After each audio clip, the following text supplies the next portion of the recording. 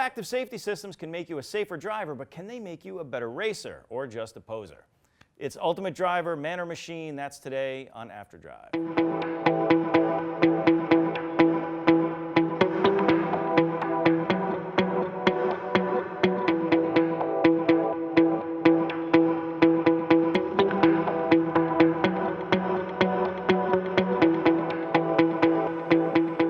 So often on this show, we talk about the law of unintended consequences. That's why we get all the chicks. Things like how saving weight for fuel efficiency can lead to better driver's cars, and can driver assistance tech make the average track rat drive like a pro? I've got Jason Harper from Bloomberg News and Automobile Magazine, and Tim Stevens, editor-at-large at CNET, both complete track whores. So perfect duo to have on the couch today. So welcome to After Drive. Can technology not only make you safer, but a better, faster driver? That's the question. Yeah, absolutely. I definitely think it can. I mean, if you look at even the state of the art when it comes to a fighter aircraft, for example, those jets are designed with electronics in mind. If you flip those off, they're going to tumble into the ground. And that's because those jets are much, much more agile with the electronics than without. And certainly we're getting to that point with cars, too. Okay, and we're done. I'll see you guys fighter jets. I mean, no, it's an interesting point because fighter jets are inherently unstable, and they're stabilized by the electronics, and then the pilot builds off of that. And that happens because it's a specialized thing, but most people just turn 16 and take a test, and we're not really that well trained as a fighter pilot. Jason Harper, this is your idea. This is my idea. Speaking of untrained, untrained fighter pilots. I think it's interesting. As we get in all these different cars and we get in these 400, 500, 600 horsepower cars, we've talked about a little bit before, and now we have, four-wheel driving. They all four-wheel steer, you have torque vectoring, you have all these systems that make us seem like much better drivers than we probably really are. Right. So I'm kind of curious, and when we get in with professional race car drivers, as we sometimes do, some guys turn everything off and some guys don't. And it made me kind of think, who is the better driver these days? You get somebody who is an amazing driver, really is better than systems, or is that gone? Right. And it's interesting because the technology keeps progressing, probably partly because of the amount of power that they're pushing through these things now. And the Yahoo's driving. So even actually the law is too, because you have to have traction control now, or you have to have stability control. Stability control, right. Yeah, it's been an interesting transition because the early traction control and stability control were just there to save your bacon, effectively. They would just cut power if there was a wheel slip detected, and that was pretty much it. But there's been an evolution over the past couple of decades toward traction control and stability control that actually make things a little bit more fun. I remember Mitsubishi had active yaw control in some of the early Evos, and they were one of the early ones to actually say, no, this isn't just to keep you safe, you can actually have more fun with this too. And Ferrari, of course, has been doing a lot of great stuff there too.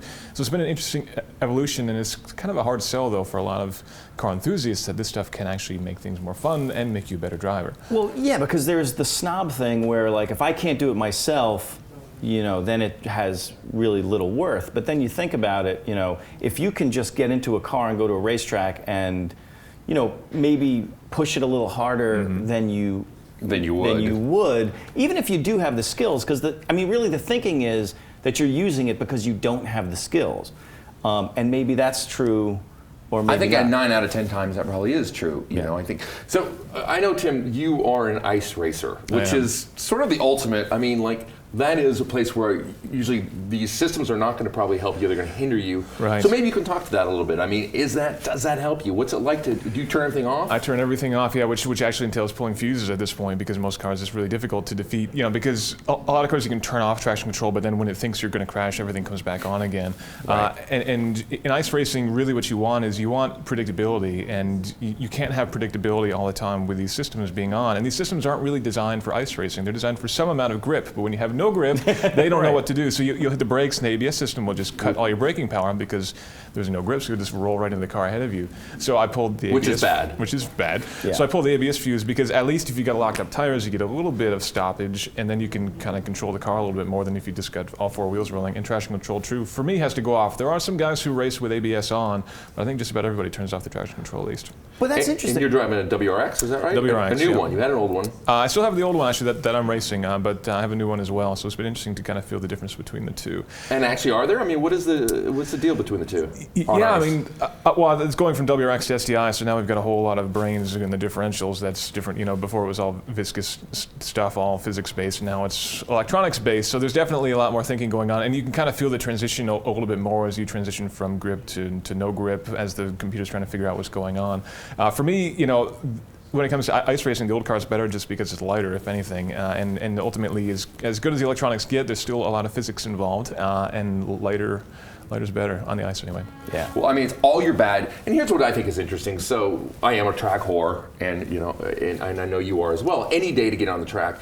And I always feel like if I can learn just one little thing on any given day, I get, you know, it's accumulation of skills. And the funny thing about these systems is I think they negate some of your skills, right? Do you feel that way? Yeah, well, I know. I think the problem is if you learned threshold braking, if you went to a school and learned the basics of driving, right? The threshold braking, the managing the turn, you know, those things, managing your traction. No, but I mean, with all those things that you do learn without all that stuff, you go to then apply that, and if you're in a car where the traction control reins you in too quickly, you actually lose that skill. I mean, it's sort of like, you know, you're not using it, and it's actually making it worse because the car is pulling you in when you actually knew you had a little bit of extra. That's when you start to second guess things, and you start to try to drive around the electronics as well in some cases where it's like, okay, how far can I get until the traction control kicks in and reins me back? Right. And, you know, a good traction control system, like the really more advanced ones on the Corvette and the Ferraris, you know, you can just push it to the limit and it'll very progressively save your ass, basically.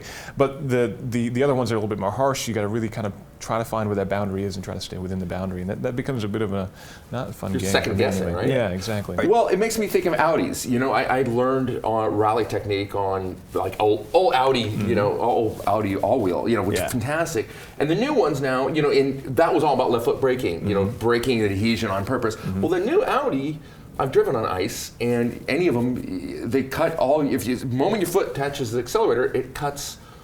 Or touches the brake, I'm sorry, it cuts all acceleration, right? It won't let you let the foot brake, which is a bummer. Well, you know what's interesting? So what we've decided right now is that the answer to this question is no at the moment, right? Because they're not actually making you a better driver. They're actually getting in the way. But what about the newer systems, like what BMW did with Active Assist? So let's talk about this for a second. At CES this year, they showed this video where an M235i was sideways and nobody was driving it. Yeah, well, so everybody seemed to think, with his arms crossed. Yeah, exactly. He was just swaying, actually, in the video. and really, the headline that everybody picked up on was, "Hey, you know, this is like sort of autonomous drifting." Robo drifting. Right, but that's not the story, right? The story actually was that the car could catch the drift and pull you back into line. What was the deal with that? Most of the time, and there actually was the case where it lost it and spun that we saw, which was kind of interesting. So it's not. Oh, you were there. Okay. You were at CES. I was at CES. Yeah. So it's definitely interesting technology. I mean, they could have the car go around the track all by itself. So they had programmed it in just using GPS, which I thought was interesting. It wasn't using any laser scanners or anything else. It was just based on a track map that it had programmed in from GPS, which I wouldn't have thought it would be accurate enough, but apparently it was. So yeah, the car could do a fully automated lap at the track if they wanted it to, but certainly the idea would be that you're the driver, you're taking the thing around the track. You can even have a lot of fun with it, get the tail out like they were, but the car would make sure that you don't go too far. Right. Oh, interesting. I kind of thought it was sort of like, look, I program in Tokyo Drift today and look like a badass. All the girls are going to go like, mommy. But isn't that kind of what it can do? I mean, the next step down the way is you know, I'm the badass, and you know, while I'm texting. If you can dial in the threshold, well, that's it exactly. If BMW were to make it flexible enough where you actually, like a pro driver, had a button on the wheel, had the drift button on the wheel, where you could set it for, you know, an angle that looks great, but then you know that if you screw it up. It's like the ultimate driving machine via Skynet, right? I mean, Exactly, yeah. Has become self-aware. Yeah, I mean, Just to finish that. BMW knows better than you, and now we can prove it. Exactly. at some point, you're kind of getting to the point where you've got an EV that is making engine noises for you. It starts to feel a little bit fake, where you're putting off all these great moves, but in actuality, you're not doing anything at all. But there's this sweet spot that we're finding where more and more cars are really helping to make things better. I was at the launch of the new 911 at Barber Motorsports Park. I think it was 2 years ago, maybe, and it was at the Porsche driving school. And the driver instructors there said they basically leave traction control on. They even leave the double clutch gearbox in automatic because they're faster that way. And these are professional race drivers. They say they're quicker with that stuff on. And they also said, of course, you can learn the track a lot more quickly if you don't have to worry about shifting, if you don't have to worry about that stuff. So you can get better at a track with those things on because you don't have to worry about the logistics of driving. But of course, for me, I was certainly having a lot more fun in the 6-speed car when I was doing my own double clutching and things like that. So there's definitely advantages to be had, but it gets back to the fun versus speed question, and it's not always the same answer for those two things. That's a great point. It's funny. It's sort of like at some point, driving at the level that doing it yourself is going to be like a power sport, where you're going to have like a caterum in the garage for the weekend, and then the rest of the week you're going to have a car that either drives itself or drifts itself, or does sounds so bad, honestly. I will admit, I'm a throwback. I do like the idea of, if I'm working on all these skills, which are no good in real life, let's be honest, but they make me feel good. And these little details that I want to have some payoff for those details. And it makes me actually think of driving at Pahrump, that racetrack, with some of my colleagues, and they were a really good group, and we were driving ZR1s, manual, and you had to toe heel. And I wasn't toe heeling. I was in a good fast group, and I just wasn't on it very good. And I got left in the dust that day, just because I wasn't, and I got a little flustered, and that fell out. The new C7, you can choose on the 7-speed to either have automatic blipping or not. That day I would have kept up with the guys. But did I deserve to keep up with those guys that day? Probably not. That's an interesting point. The deserving part is, I think, where all the anger at this stuff from racers and sort of car enthusiasts comes from. It's that you don't deserve to drive that fast, motherfucker. But you didn't spend your time. Right, exactly. But all right, so let's take a look at what are the actual technologies that we're talking about that start from, let's say, start at ABS and work our way up to what's out there now. Yeah. Launch control. Launch control is a big one for sure. Okay. Which I have a question. Has anybody ever, you do it to make your friends giggle. You're in whatever. Have you ever been on a stoplight and been looked at the 5.1 next to you and said, I'm going to, and actually used it? I've never used it in real life. Have you? No. I've never used it in real life. But I don't drive. That's it, I don't drive a 911 Turbo in real life. I just drive. You don't need the launch control. Exactly right. 560 horsepower. But that's a funny technology that it seems to work for the manufacturers because it helps their 0 to 60 times, their brag times. Gets us all excited when we're doing car reviews. Yeah, and if you're doing a test drive, of course, that's the ultimate. And yes, I'm glad I had this car because he just hit a button and my wig fell off and went to the back seat. But yeah, that's not really a practical thing, nor is it really applicable on a track day. The only thing would be if you're going to the drag strip, which would be the ultimate in case of skill versus technology. If you can pull up there with a double clutch gearbox, it shifts itself, and launch control, you can smoke a lot of people who have been spending a lot of time practicing double clutch upshifts and rev matching and everything else. Yes. And then you are the poser. Sure. So that answers that first question at the beginning right there. If you're using traction control at the drag strip, you're a poser. You suck. Yeah. But okay, so though that's interesting because traction control feels like they're actually playing to the test, right? It's like, well, we made this, so now our 0 to 60 time that's going to be in every magazine is going to be heightened. What about, is there going to be a Nürburgring traction control setting where it's just knows where all those, eventually, it's going to knows where all the turns are and it's going to maximize their Nürburgring? Yeah, I've heard of multiple car stability systems that basically look at the GPS and they've tied the GPS system to the ECU effectively, so it's programming the handling of the car based on the corners that are coming up. Tracks would be the ultimate goal, where it could even do torque vectoring based on the corner that's coming up, or handle crests in the road, that kind of thing. So at that point, you would be getting active help from the suspension, not just based on what it sees, but what it knows is coming up around the bend even. Dude, that's like a corked bat. That is the ultimate cheating. You really, that's all. It's kind of awesome, actually, in its underhandedness. It's just a half step to self. And then we ball call it up. You're like, Absolutely. You know, how did you do that? How did you do that? it took me 16 minutes to get around the track, you know. So, all right, so I sort of backed off the original question was going up through the technology. So we did ABS, we did traction control, what else? Stability control as well. Yeah. So stability, traction control is making sure that you don't have too much power, you're not spinning your wheels. Stability control, making sure that you're not, from a yaw perspective, you're not spinning out. And again, that's a great case where you could have semi-automated drifting where you can be hanging the tail out to maybe 15 degrees, and then at 16 degrees, we just we back off. things off a little bit. A lot of cars do this. Actually, I will say in the defense of, interestingly, like the Ford Focus ST is one of those cars that should just understeer all the time, and it actually it uses those systems to make it stupid, silly fun. Yeah. You get it on a track or in a wide open road, and you're doing things that you should have no right to do in this car. It's a front wheel car.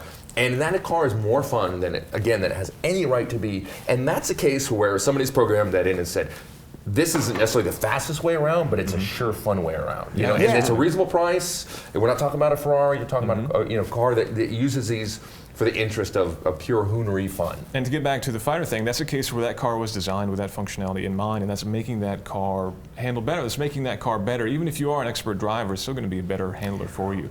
You drive around and be really careful on the throttle to make sure that you don't spin up the inside tire and understeer off the road, or you can just kind of go hoon around and have a lot of fun. Exactly. But that's actually true, because if you were a race, so if they can set up the car with like a big bar in the back where it actually causes. Oh, I like a big bar in the back. Like we're not talking bar about in the that. back? Not that kind of bar. You put a bar in the back where it actually is understeering or oversteering a little bit too much, and you would have to normally catch it. Right. But since it has the torque vectoring, you could run a race car bar in the back and actually have the machine catch you, and you're doing great. And that's spinning the hedges, yeah. And this is, I actually think, the Ferrari Speciale, which I haven't driven yet, but apparently is pretty much what this car does. Because when you think about the 458 Italia, that car is just blistering fast. Yeah. And you get in the car and you think, the normal person, it's too fast for most people, like particularly guys who are probably going to buy that car. So you think the Speciale, how are they going to make this car that much faster? And apparently it's something called slip side control, angle control. Yeah, which is basically the same sort of thing where they're saying this is an okay amount of side slip for you to have, and ultimately you can kind of dial that in. I think I don't know if it's one of the Minettos on the steering wheel, but ultimately you can control how much slip is allowable effectively, and then the car will let you have that much fun. It's race and then CS off. Yeah. Yep. And I think it basically it ties into the e-diff and the traction stability control to sort of modulate and looks at where your steering wheel is turned and where you think you want to go, and kind of lets that happen. In a great way. See, that's interesting. Now that everything is electronics, right? So like you have electronic steering now. Right. Everybody bitches about that there's less feel, but now that you have all of that data as part of this giant data stream of forces and sensors and everything coming through the car, if you can build algorithms, which, by the way, Gran Turismo has some of those same algorithms. I mean, not the same ones, but that a computer can take all of that data, process it, and do the things that you should be doing better than you, or at least as good. And certainly a lot more. In the new Stingray, they've got tire temperature sensors in the car now, and the traction control actually makes judgments based on the temperature of the tires, which is something that we might have an idea, the tires are hot, the tires are cold, so we're going to back off a little bit, but this is going to be detecting multiple times per second the exact temperature of the tire and adjusting the maximum power of the car to suit that. That's something that we can't do. That's amazing, because there's the traction coefficient depends on the heat of the tires, obviously. I mean, it's obvious. Yeah. And the fact that you can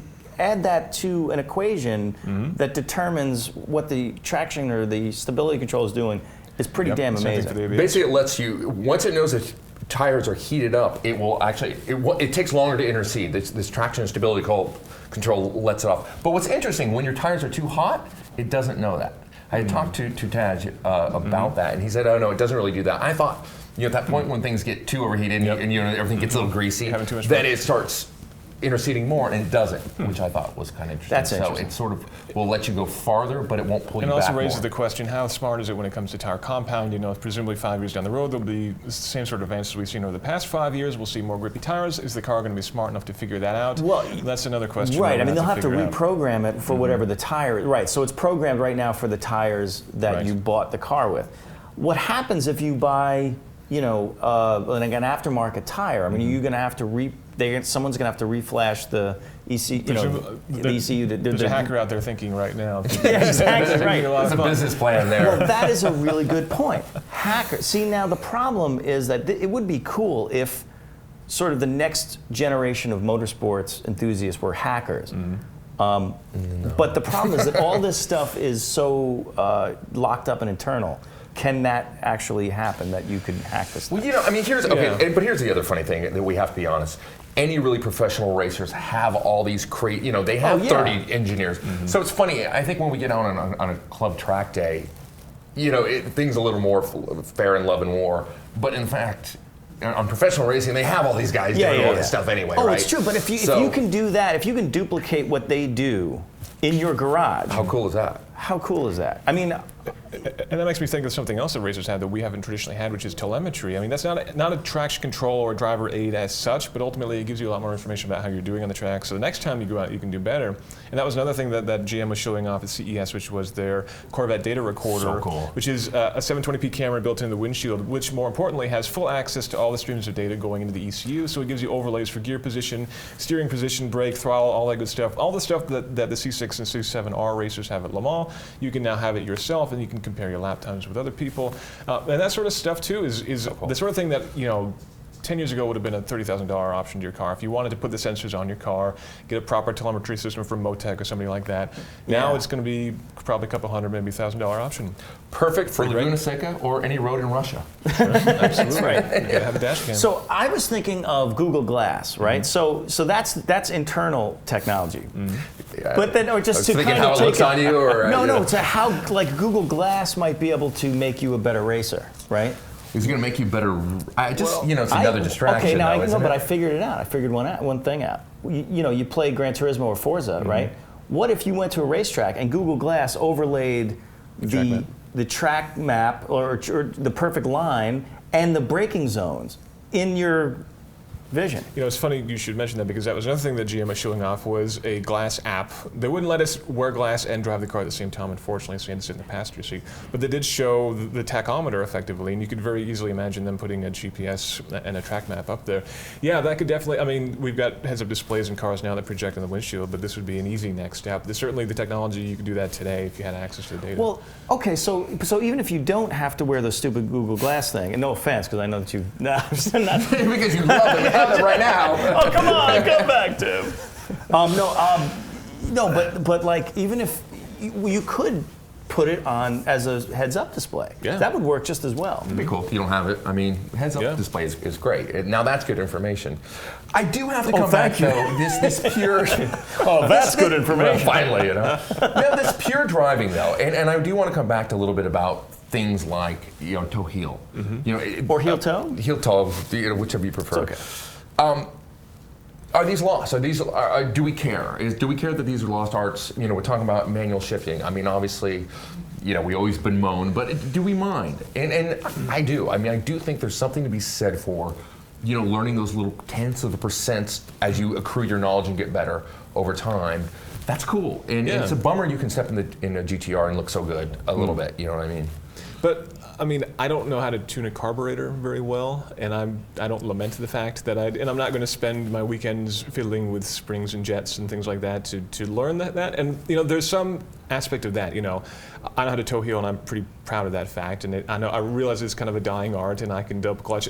Because my MR2's transmission shot, so I kind of have to. So I think those are important and things that I'm proud of being able to do. But ultimately, for a lot of people, that's just kind of a finicky thing that they don't want to deal with, like tuning a carburetor or many other things that have kind of gone the way of the dodo. It also is, I mean, I am, damn, I wish I could stay. Put my window down. See, the thing is, it's fun and it's a skill to learn, right? I mean, if everybody who played racquetball, say, if any idiot could play racquetball and show up at the racquetball court, and everybody who spent 20 or 30 years learning how to play racquetball, they'd be like, well, screw you, you come in here with that fancy racket, you don't even need your Google glasses. Your Google glasses and your fancy racket.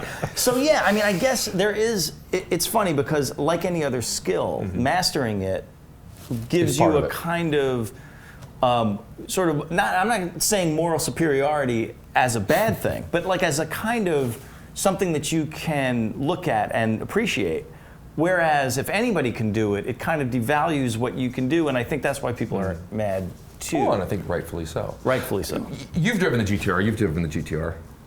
What do you think? I mean, what's your real opinion about the GTR? So before I drove it on a racetrack, I didn't like it very much. But what happens with the GTR is that it opens up as like it doesn't become a really great car until you're driving it at 9 or 10, well not 10 tenths, but like maybe 8 or 9 tenths, because the steering opens up. You feel more connected to it. So, but on the road, and if you're driving just fast and it sort of steps in and does weird stuff to you, I guess that's the part that is sort of annoying about it. Yeah, I've never driven one in anger on a track, unfortunately, so I can't really compare in that regard. But I can certainly appreciate the, knowing that perhaps this isn't all me. This isn't right. Me having a great lap time isn't all me. And I think that's part of having a caterer in the garage or a Super 7 or something like that. I think that's kind of something that I think a lot of people like us will continue to have. I have my MR2, which doesn't even have power steering, doesn't have ABS, doesn't have traction control, and that's a car that I enjoy driving because I know when I get the tail out and when I bring it back in again. Oh, MR2 represent. What? Boy, See, yeah, don't ask Harper about it. He's got a lot to say, this guy. I just think it's interesting. I mean, I've driven the GTR. I don't love the car. I don't love it on the road. I don't love it on the racetrack. I think it tends to smooth out your bad mistakes and smooth out your good fine points too. You know? But it doesn't rub it in your face that it did it. Well, because most people who really love that car don't really know what the hell they're doing, I think, a little bit, What are you trying to say? I'm not saying you, but I'm saying, I think there's a big difference between a GT3 and a GTR. Huge difference. And there's two different kind of drivers. But there's a sense of accomplishment. If you can drive a GT3 well, and it's because that car has everything. It has the best steering, it has the best dynamics. I mean, it's really like, that's the thing. Like, yeah, you want to do that. That's where all this technology stuff breaks down, is that you get behind the wheel of a GT3 where mechanically it's perfect, right? And then what happens? I want to come back to his ice racing for a second, because I think so many people are scared to get onto that kind of track because it shows up everything that you do wrong, right? I mean, every time I step on the ice, I feel like, I'm like, wow, this is not going to go well. And it usually doesn't, It magnifies all that shit that we do wrong, that all these systems pretend like we do right. Right, and those systems will, if you go on the ice and turn on every system, you can drive around and have a perfectly safe lap, but it's going to be a really slow, really long lap. And of course, we're out there because we want to be going sideways at 110 miles an hour, and the systems aren't going to let you do that. So yeah, absolutely, that takes some of the fun away. And obviously you're not going to be competitive in that regard, but I guess what it kind of boils down to for me is we got to decide why we're doing these things. Are we driving these cars to go as fast as we possibly can? Are we driving these cars to have a rewarding experience where I'm feeling, fulfilled with all of my hands and digits and everything else are occupied by clutching and shifting and everything else? Or are we just trying to beat the other guy and at all costs? And that's what racing is in some regard. But if you're talking about yourself out on a track day on a weekend where they're ostensibly not timing you, I think then things are a little bit different. Big brain on Brad. I like that. Yeah, I think we just end right there. I think that's it. No, I think you just wrapped it up, tied it right up in a bow. Yeah. Oh, man. Thank you. Can we go driving with you? Yeah. I want to go racing with you. When are we going ice racing? Days ago. We do it every weekend. We'll take your new car, you take your old car, and we'll see what happens. As long as you cover any damages, encouraged, certainly. I'll sign someplace. Yeah, I'm sure there'll be a damage waiver. Jason Harper, Tim Stevens, thanks for being on After Drive today. Did I really have to do that? Anyway, that's another After Drive under the belt. It's got nothing. Don't forget, next week, After Drive, another one, and these guys will be here again sometime, I am sure. Out racing. I think we should go racing. I think we should. We should do it on the ice. We can all sit up on the ice and we can slowly turn critique blue each other. as we're doing Yes, this. we'll do it in the cars while we're racing. Drinking beer. Drinking beer. Can you do that? Is it allowed I to don't do? drink, Not allowed so to you do guys that. can drink in the back seat. Done. That'll be the bar in the back. Done. That's it. All right, I'll see you guys later.